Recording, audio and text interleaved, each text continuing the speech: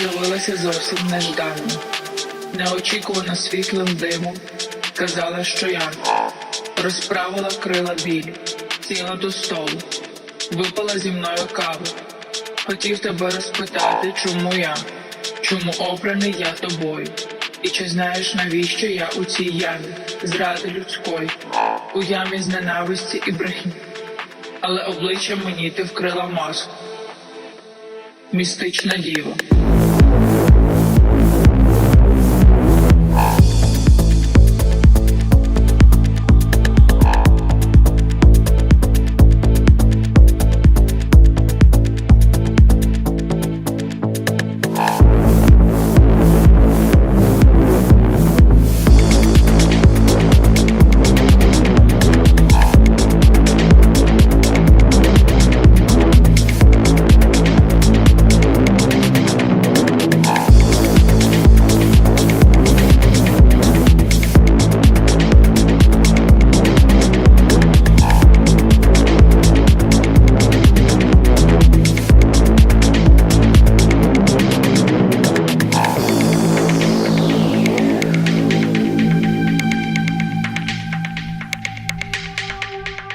Як смієш мовити слово своє від себе до мене, шепотнула мені в заметілі, змахнула крилами.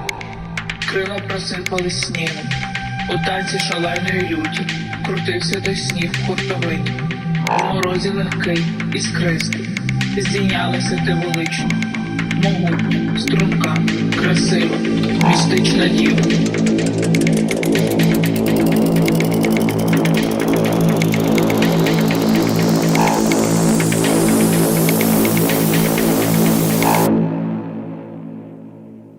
Містична діва.